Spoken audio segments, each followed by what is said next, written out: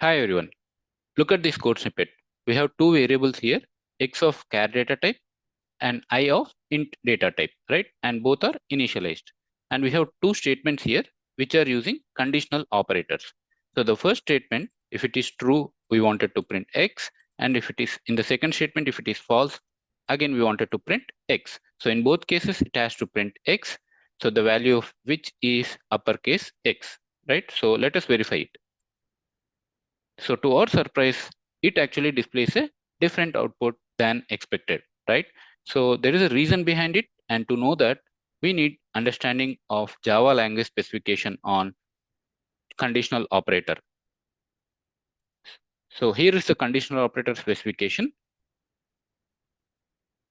So the specification for the first statement is here, right? So it says if one of the operands, right? If one of the operands is of type T, where T is byte, short, or char, and the other operand is a constant expression. So in our case, T is char, right? So you can see here in the first statement, it was so x, right? So x and 0. 0 is a constant expression. So, and the other operand is a constant expression of type int, whose value is representable in type T. So this int value 0 can be representable in type T, that is char, right? So then the type of the conditional expression is T. So then the return type is T. The expression output is T, is what it is saying, char. So that's the reason we saw the output as X, right? Now let us actually understand the second statement. So if it is false, so we are actually I or X, right? If it is true, it is I, or if it is false, it is X, right? Now let us read the specification for that. You can see here, binary numeric promotion is applied to the operand types. And the type of the conditional expression is the promoted type of the second and third operands, which is int here. So to understand what binary numeric promotion is, so we need to again know 562 specification, which is here.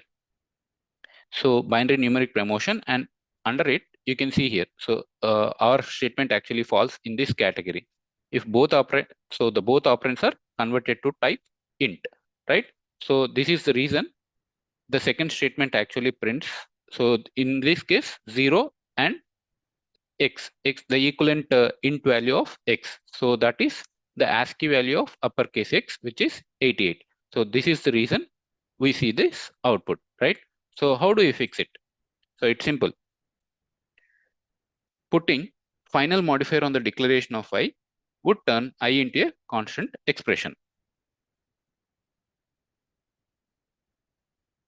right? Which causes the program to print the expected output double X, right?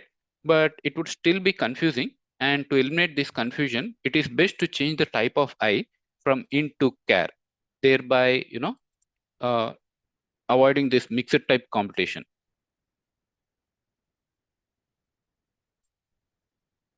So now we see the expected output and there is no confusion, right?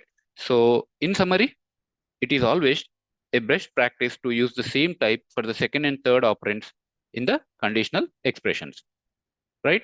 So that's all for this video. Thanks for watching. If you like the video, please like, subscribe, and share it.